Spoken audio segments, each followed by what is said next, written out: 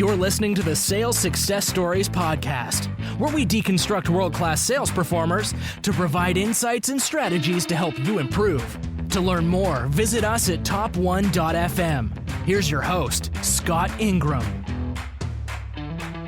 Today on the Sales Success Stories podcast, I'm joined by Jason White, who is the Managing Director at CRC Swett. Welcome to the show, Jason. Thank you. So after 30-some episodes, I finally found somebody in the financial services industries to bring onto the show. And thanks once again to Steve Harville, who wrote the book, 21 Secrets of Million-Dollar Sellers. And as a thank you to Steve, I'm once again going to give away a few copies of his book, which is the result of his own efforts of having interviewed 175 sales superstars, all selling at least $1 million a year. So all you have to do is join our mailing list at top1.fm, or in the US, you can text top1 to 444-999. That's TOP and the number 1 without a space. And all you got to do from there is reply to an email with 21 secrets. So that works just as well for those of you who are already on the list. Just hit reply to any of the newsletters with 21 secrets, and I'll choose the winners at random about 1 month after this episode goes live. All right, Jason, let's kick this off like we always do in an effort to front load some serious value. What do you believe are the top 3 things that have allowed you to get to the top in your industry? Thank you, Scott. I've been in my industry for over 26 years, and there's a few things that come to the top of my mind. Number one is, the execution of repeatable actions and actions that you can do better than your competition. The second thing is giving meaning to what we do for our customers. And the last thing, Scott, would be learning how to change about what you want for yourself out of your career. So let's talk a bit about each of those. So the first is just executing on those actions. What types of actions? I mean, give us an example or two. Yeah, sure, Scott. So when I got into my industry, a couple things that were repeated to me over and over were, this is all about service, and this is all about relationships. And so I started to think about, well, you can't build a relationship unless you first have good service. So what are those components of service that we deal with on a day-to-day basis? And in my industry, it's one of phone calls, emails, in the old days, faxes. But one thing that I realized is that if I could be more responsive than my competitors, and I could do this every single day, then I could stand out from them. And that was something that early on proved to be true. I would make sure that if I received a phone call, I was really quickly returning the phone call. If I received, in the old days, a fax, which many of you probably have not seen, but in the old days, if you get a fax, I'm not waiting around to send a fax back. I'm picking up the phone and acknowledging that I received their fax and talking to them about the particular account that I am going to work on for them.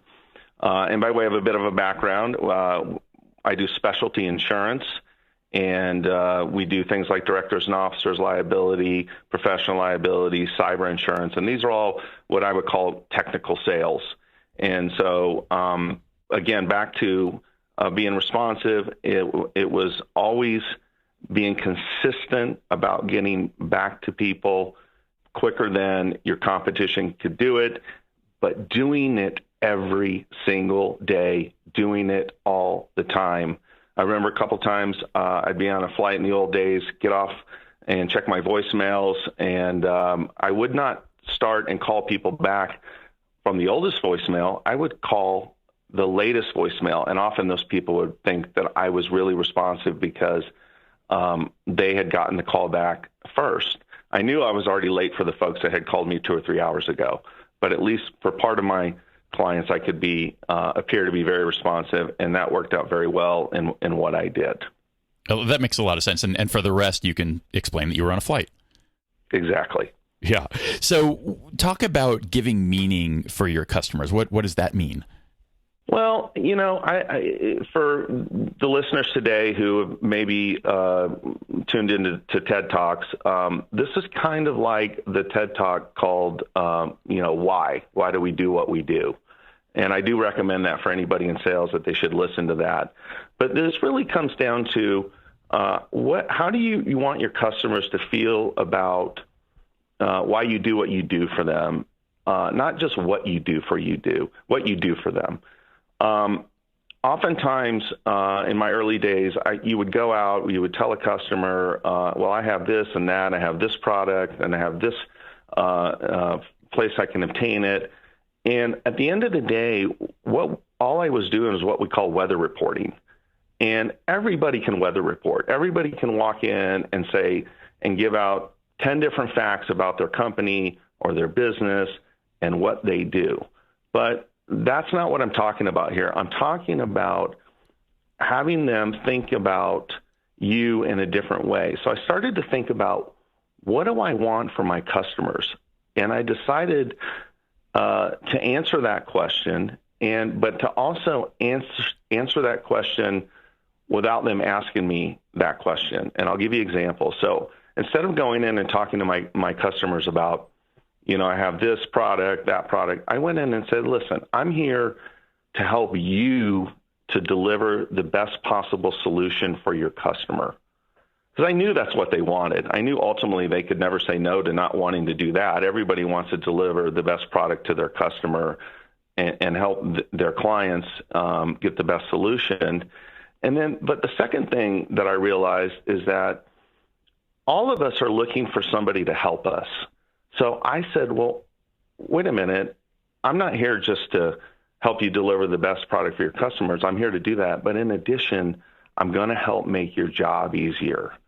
And that was music to a lot of people's ears. No one ever really walked in and said, I'm here to make your job easier. I'm here to take some of this off of your shoulders and help you and work with you to deliver that product. And that was very effective in actually verbalizing that to my customers. And again, I wanted them to think about, I'm here because I want to get your client the best product, and I'm here to help you make your job easier.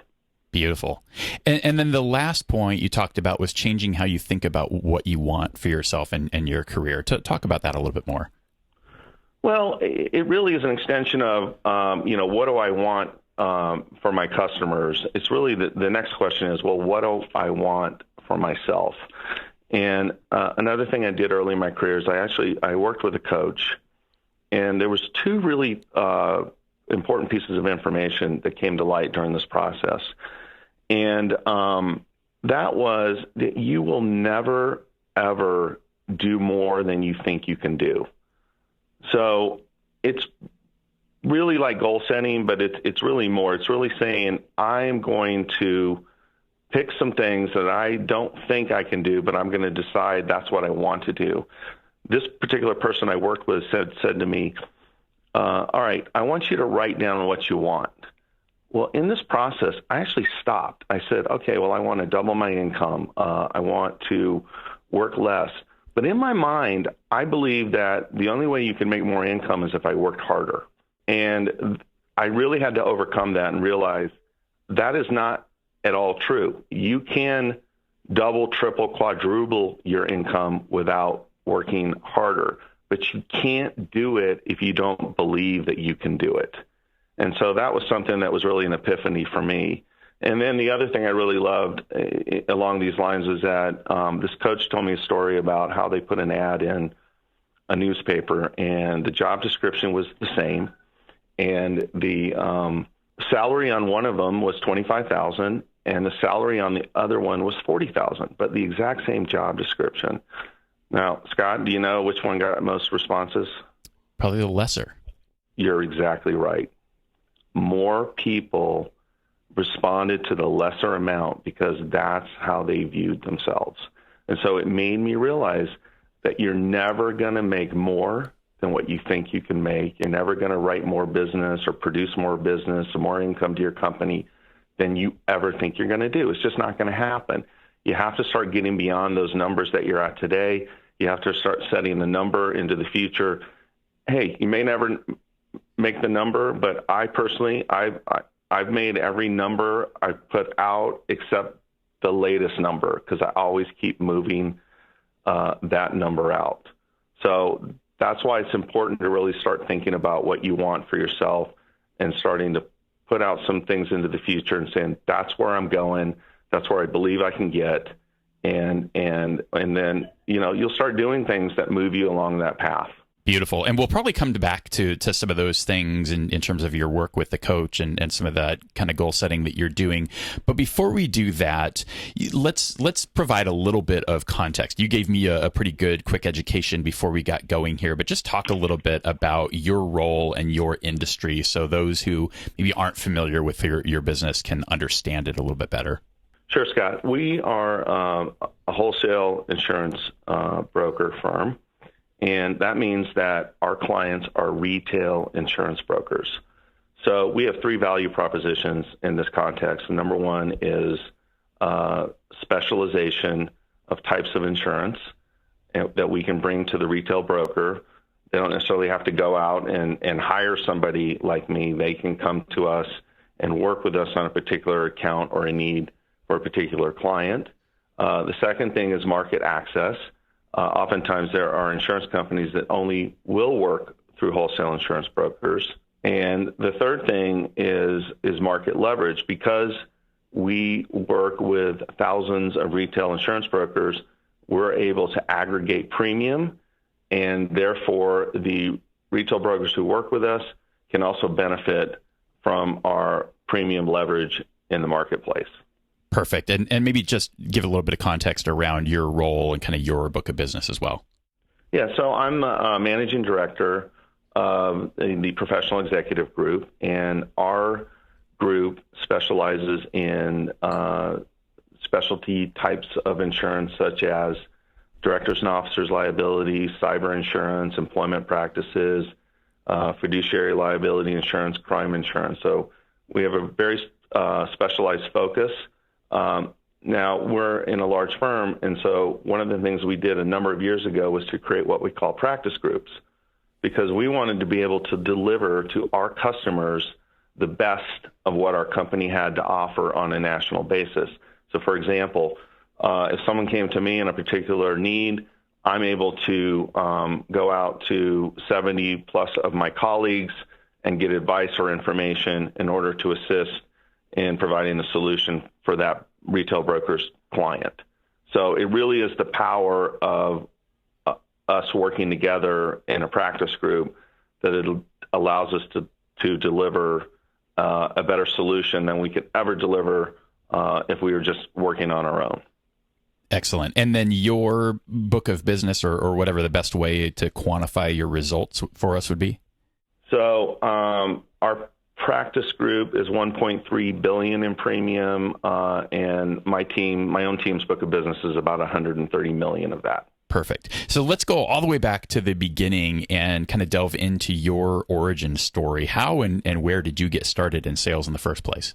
So when I graduated University of California at Riverside, I moved to London, and I knew that if I'd worked in London, that would probably be good on my resume. So I ended up over there, and through some connections, ended up at a brokerage at Lloyd's of London. And I did that a couple of years, and then came back to the States, back to California, ended up working with a retail broker in Los Angeles, and subsequently went to work for the company that is the predecessor of the company I work for now, and have been in my role for 26 years. Awesome. And if you were starting over today, is there anything that you would have done differently, or maybe the other way to think about that is what advice would you give to somebody that's wanted to start a career in insurance? Well, I think the most important thing is to look at your own personality. There's different aspects of our business, from underwriting, analyzing the risk, pricing the risk, to what we do, which is brokering, There's also a claim handling aspect of our business as well. I think you kind of look at, what type of personality are you? Are you an outgoing person that's not afraid to take a risk? Part of the amazing thing about sales is that it is a huge risk-reward proposition. And if you get into the right position, it can pay off handsomely. One of the things I would always ask is whatever company you're going to look at, what does the top salesperson make?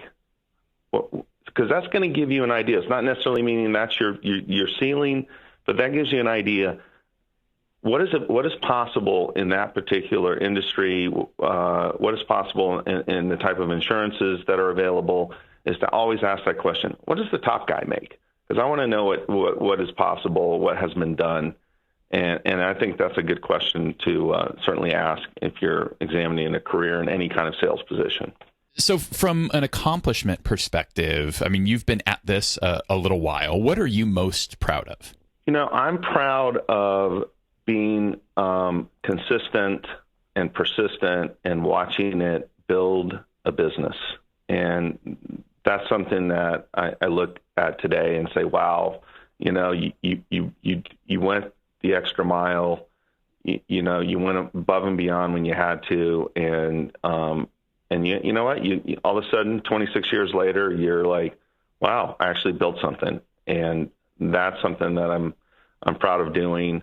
And people have to remember anything worth having has to be paid for, and it has to be paid for through time and perseverance and effort. And I like what Napoleon Hill said, and that's, he would always talk about the law of the extra mile. And that's basically doing more than what you're paid for, going above and beyond for folks, because you will always have to be paid for what you do, either by the person you're doing it for or by folks that recognize it from the outside. I always give a simple example. If you go to a restaurant and you have excellent service, what are you compelled to do? You're compelled to tip them very well. Kind of that same thing. If you really go above and beyond for your clients, you really do things a little bit better than everybody else, people feel compelled to do things. And I will give you that story. I remember a time I worked on an account, and I worked really hard. This account went on for weeks and weeks, working, putting a solution together. And at the end of the day, I didn't get the account. But a few weeks later, I opened an envelope on my desk, and there was a check in the envelope. Not because I earned it by, getting the commission off the account, but because that person had recognized that I'd gone above and beyond, and they felt compelled to pay me, and they did. That's a great story. Now, you've had a lot of success over the course of your career. What's been the biggest challenge you've had to face, or places at the time when you struggled the most? Well, there's certainly market conditions from time to time make a struggle. When we have, soft markets and prices are declining, then obviously there's pressure on your revenue. When we have what's called a hard market, everyone used to, or still does, can't wait for a hard market. In other words, where prices go up, but they don't necessarily realize that the word hard doesn't just mean the prices go up. It means that the accounts become harder to place. In other words, there's less availability of insurance for particular accounts. And in those situations, there's pressure. There's pressure particularly from the buyers, who are really up against a wall in some cases, where, they may have used to have paid $50,000 a year for this particular insurance, and now it's $100,000. So there's a lot of pressure there in those situations that you have to be able to deal with. It causes you to have to go out and unturn every single stone possible in order to show that client, yes, this is the best deal that the marketplace will give to you at this time due to market conditions. And so those are some high pressure situations from time to time in those cases. Yeah. Are other times, and this is something that's been coming up more and more as I've asked, as you'll hear, as we get later into the conversation, I like to ask my guests, what they'd want to know of other top producers. And there's been certainly a theme lately of them saying, I want to hear the failure stories, right? We've all had to get through kind of hard times. So, I mean, beyond the hard markets, has there been other particularly challenging either issues or really take it however you want, but something that you learned a lot from a failure perspective? Well, yes, certainly. I mean, there's been certain failures that have occurred on particular accounts where you have to look at it and go, wow, that certainly should have been handled differently. And, one thing that I even deal with this today is, as you build a business, you have to build a team. As you build a team, you have to relinquish some responsibility to that team, and you have to live with their results, because there's no way you can do it all yourself. You'll never get past a certain point if you're going to try to do 100% of the work yourself. So as you build a team, you have to realize there's going to be some failures that occur, and you have to look at it and go, had I personally been doing that, which I couldn't have, had I personally been doing that, I would have handled it differently. So at that point, you've got to be able to work with your team members and say, hey, this is how this should have been handled. Instead of you sending that email, this should have been a phone call. And that's one big challenge we face today, is we have a lot of the younger folks who are more attuned to communicating email and text, and we all get this. However, there are things in any business in which you need to pick up the telephone. On a telephone, you can judge a response, and you can manage a response in a way that you cannot do with text or email. And that's one thing that we're always trying to instill in our team, is that pick up the phone, talk to people. People have a harder time saying no to you, or when you're talking to them and asking for something, especially for asking for a particular type of insurance to be done a certain way.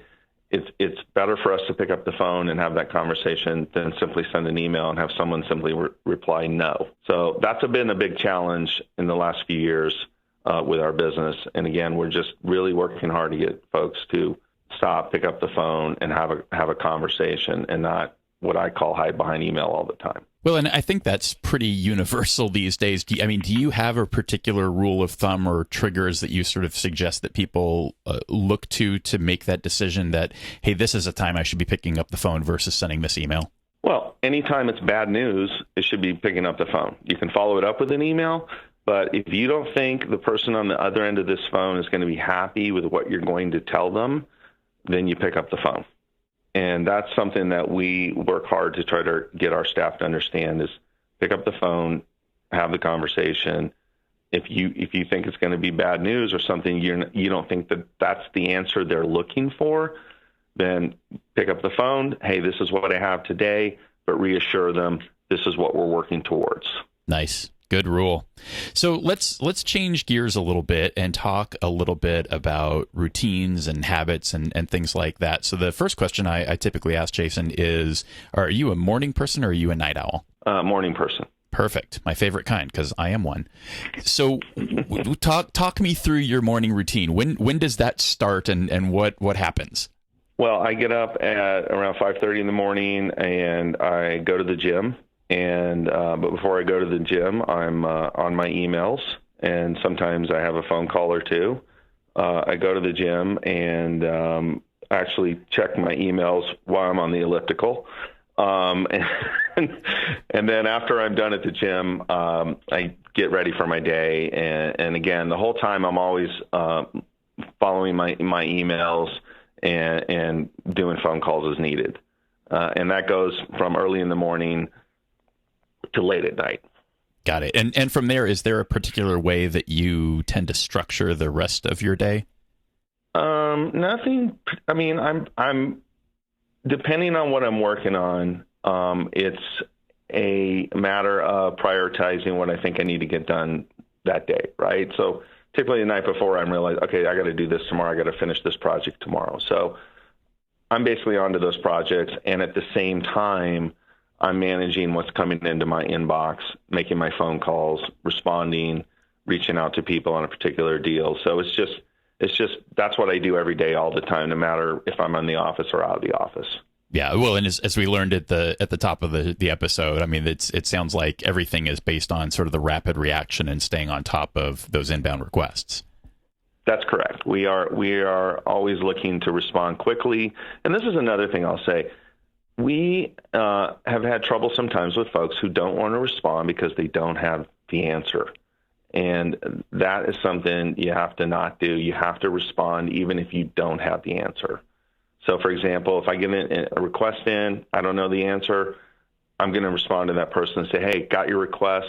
I'm checking into this. I'll be back to you shortly. Or I'm checking into this. When do you need this by? So immediately responding to that, so they know I got their response and I am working on their question or their issue and not waiting. Sometimes people will get a response and wait. It could be 24 hours before they get the answer. Well, that's too late to respond to somebody in our world. So we're looking to respond right away and at least tell them, hey, we're working on this. Yeah, well, and at that point, you also can understand what their expectation is. You know, maybe it's like, well, I didn't need that for 2 weeks, no big deal. Great, I don't have to light my hair on fire and go chase down that answer versus somebody else that, you know, I need this by noon today to make a decision on X, Y, or Z.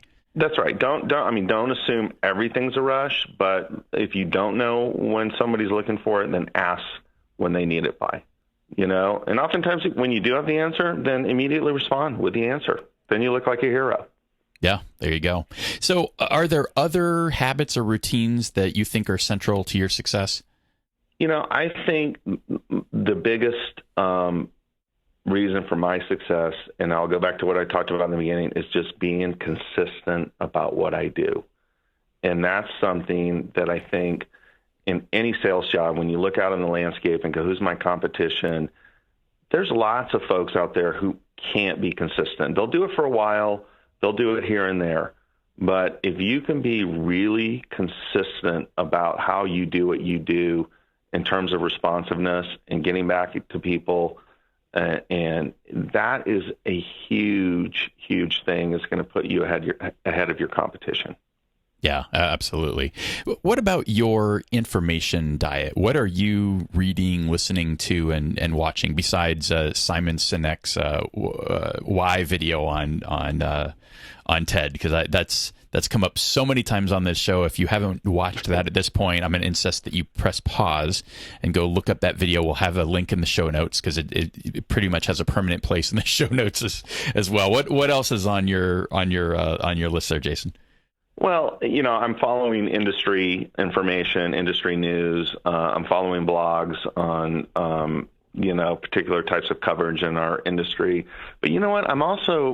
I read a lot of news, and I read a lot of different kinds of news because I find that the more you can get out there, read, business news, that oftentimes you're talking to a client and something you've read comes up, you're able to add to something just because something you've read in the last week. And I think it's important that you just stay on top of, the general news, your industry news, and business news. You know, what's going on in the business world? How does that, how does that affect potentially the insurance industry if certain things happening to a company? So those are things that you always want to kind of be aware of, because if you're in a meeting or on a call, you oftentimes can draw from information that you've read that you may not even have thought that was that important at the time, but all of a sudden it pops back into your mind in a meeting and it was germane to the issue, or you were able to add to that conversation as a result of that information. Yeah, well, that makes a lot of sense. Are there other tools and apps that you use that you find you can't live without? I will go back to the fact that I live in an email inbox, so that's my tool. I'm on LinkedIn, but I'm communicating phone and email, and that's really my world in terms of how I communicate. And I'm not really using a lot of different applications. I like to keep things simple. It works for me. Yeah, there you go. What about sales philosophy? Do you subscribe to a particular approach? Yeah, I think persistence is the one I subscribe to. I think that, if you read a lot of sales literature, oftentimes sales are on the third or fourth try. And I think that's true. I think that you have to not give up, and we'll do that in our business. So someone may tell me, for example, if I'm dealing with an underwriter on an account, that underwriter may tell me no, but oftentimes I'll wait. I'll call them back. They may say no again. I'll wait the next day. I'll try again. And it's taken me 3-4 times sometimes till I basically wore them down into getting them to say yes to what I wanted. And so there's a lot of value in persistence if you do it the right way. A lot of times calling and making humor out of it, making it funny that, hey, all right, I know I'm calling again. I know I'm bothering you again, but come on, you got to help me out here. And oftentimes that's effective in getting people to come your way on a point of view. Yeah, absolutely. Yeah, so it's interesting you bring that up, Jason. I just sent a note to a client of mine that I was working with, and I was asking him for a third or fourth time to do something for me, and I referred to it as polite pestering in my ask, and he came right back and said, "Hey, I appreciate that. I've always thought of it as being professionally pesky." So whatever your PP word is, I think that there's absolutely something to the persistence in all of this. So at this point, I often like to ask about kind of what motivates you and motivation in general, but I also want to use this as an opportunity to remind me about your earlier point before you talked about kind of using the coach and setting that benchmark out there. So maybe this is a good point that all comes together, and I'll just kind of open the floor from there with that setup and let you kind of talk through motivation and goal setting and that kind of stuff. Yeah, I think one thing that motivated me was actually serving others, helping others. I always learned and believed that, money shouldn't be the primary goal. The money will come. If you will do something that's valuable in the marketplace, then the money will come to you. And also, one of the things I learned, going back to the coaching, and by the way, I do recommend finding a coach and at least doing it once, maybe a few sessions with a business coach to help you think through some goals and things that you're doing, and have someone objectively look at those is very, very helpful. But, one of the things that, I realize is that we don't want to be limited by what we think or how we think something can be obtained. And so, back to my example of working with that coach, and she said to me, she goes, "Well, what do you want in a year?" And I started to write stuff down, and I'm like, I was stopped because I'm like, well, can't do that.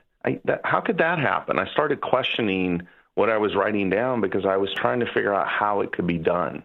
And that was another huge lesson for me. And that was, don't worry about how you're going to get there. As long as you set the goal, believe you can get there.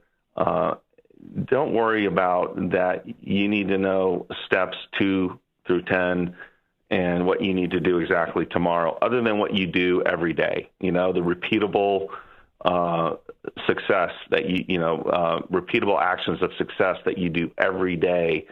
Continue to do those, but don't necessarily get into and try to figure out, how am I going to get to that number over there? Because you'll never be able to answer that question today. But as you move along and as you start moving towards that number, things will open up. You'll start realizing some things where you realize, okay, well, this can change, that can change. I can add these people to my staff. That's how, and you can start to see how you're going to get there. But don't be limited by that at the moment you're setting the goal. Don't think, well, I don't know how I'm going to get there, so I shouldn't set this goal. Never do that. Well, I think that's such interesting advice, because you really bridged the gap. I think there's too much information out there that articulates what you described, right? That is, oh, you set this really big goal. Don't worry about how you're going to get there. But what you emphasized is you still have to be doing the work in that direction, right? You can't just sit back and wish and hope really hard and have that outcome come forth. That's correct. I mean, but someone that's in sales today may sit there and go, and I want to double my sales over the next, 2 years or 3 years, whatever their goal is. And they may say, well, I don't know how I'm going to do that. Don't worry about that. Keep doing what you do, but keep pressing towards that goal. And again, opportunities will come. And, sometimes you're going to have to be, in my case, I had to raise my hand and say, hey, I need more staff. I need it now. And, I remember one time they were, you shouldn't have this much staff. I'm like, okay, well, which clients would you like to fire? Silence, right? Well played. So you kind of have to, you got to sometimes turn things around and go, well, okay, that's what you want. Then why don't you call my customers and tell them that we're not going to be, helping them anymore. So, there's some ways that you can push things in your direction. But again, if I didn't have that goal, I wouldn't be thinking in that direction. And that's the key, Yeah, excellent. Is there something that the average producer believes that you think is nuts? The average producer it's really what they don't believe that I think is nuts. In other words, the average producer is most likely that person who doesn't believe they can be much more than where they're at. And I think that's nuts. I think, although, I guess candidly, maybe there are average producers who don't want to be anything but average. But I think that's wonderful in the sense that if everybody wanted to be a superstar, then it would be harder for the rest of us to be superstars that want to be superstars. You know what I mean? Yeah. Well, it kind of goes back to your early statement about the same job listing and the two different price points. It's just sort of what you believe you're worth and what you're capable of. Right. So if everybody wanted to apply for the $40,000 job, then my chance of getting it was going to be far less, right? So luckily we're in a world in which there is a range of people who success means different things for them. I chose early on to believe that success was something big, and it still can be bigger. And I also realize there's people, that'll always be bigger than you, right? No one's ever at the top of anything, really. There's always somebody better than you. And that's how I think you got to be humble about that. You can't start thinking, I know everything, I'm the best, and there's no one better. I think that's the wrong attitude to have as well. I think you've got to be humble about what you do. But at the same time, you've got to say, where can I go, and start to think big about it. Don't limit yourself because you don't think you can be beyond a certain level. And again, it may not be at your own company. It may take you moving to another company to achieve that goal. Or it may take you getting into a different line of sales to achieve that goal. But it's something that, you've got to keep thinking about and keeping it in the forefront of your mind every day. Awesome. So what have been the most, we've already talked about a couple of these, but what have been the most important decisions you've made or lessons you've had to learn to get where you are today? In my business, I think probably one of the most important lessons was to realize if there's an outcome on a particular account that didn't go my way, then that was something I needed to accept happily, because my customers are repeat customers, right? So just because an account that you work on doesn't end up going in your direction, is not a reason that you need to be, upset or concerned. You need to smile and say, okay, what can we work on next? And not be upset about a particular outcome in any particular account. Yeah, just kind of managing. This has certainly come up a lot. Just managing the roller coaster of emotions that is sales, right? Right. You're going to win and lose. You're going to win and you're going to lose. And I think for sales, it's for us, the new business pipeline is critical. You got to have the new business pipeline because in our, fortunately in the insurance world, we have what's called renewals, right? And those are wonderful, and that's a big part of what we do.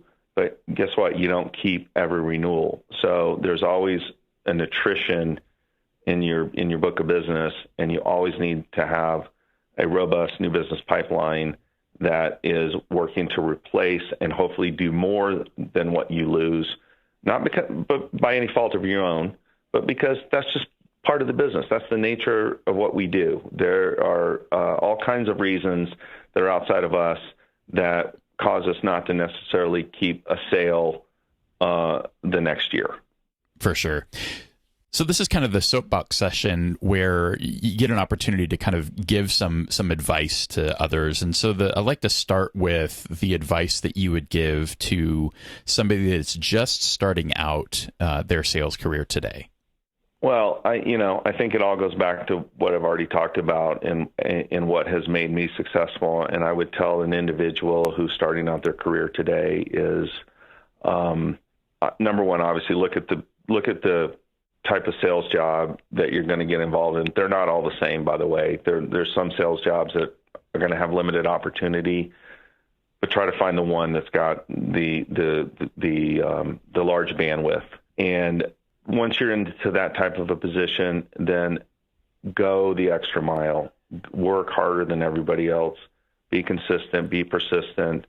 If you don't have something to do and you're working under somebody, go ask them for more. If you finished something for your boss, go in and say, I'm done. What else have you got for me? That's a big thing of somebody who's coming up in the ranks to be able to show their management and that they're hungry, they're capable, they're going to go and get stuff done. Because guess what? They're the person that keeps showing up at the boss's door saying, I need more to work on. So that's something that I think is important. But again, going the extra mile, being persistent, being responsive, learn the technical aspects of your sales position if that's what it entails. If you're in insurance, learn the policies, understand the policies, go and do the education. Do that on the side, do that at night, read policies at night, get your job done in the day, but do the extra work that you need to do to become more and more knowledgeable about the product that you sell. So that would be my advice to someone who is a young person coming in, especially to my business. And how would that advice change for somebody who's further into their career and maybe they're either struggling or maybe they're doing okay, but they haven't made it to the top? There's definitely more room for them. What's your advice for them? Well, the first question is, do you want to grow more? I mean, the answer is yes. Then I guess the next question is, well, why aren't you growing more? And what are you doing on a daily basis to reach the goal that you've set for yourself? Because oftentimes folks and people can set goals, but their actions don't match what they need to do to obtain those goals. So you're going to have to go back and say, what am I doing on a daily basis? Have I got a model for success that I can repeat every single day? Perfect. And then for you, out of your own curiosity, what would you want to know about top sellers in other organizations and what they're doing? Well, I certainly would love to hear about what folks are doing on a day-to-day basis. And, the reason I keep coming back to this day-to-day thing is because we only live one day at a time. We can only do what we can do in a single day. And so I think it'd be very interesting to understand what any particular salesperson does on a daily basis and how that moves them forward week over week and month over month. Yeah. And is there anything else that we didn't get to in your own day-to-day that you think is a significant contributor? Is there some secret sauce in there?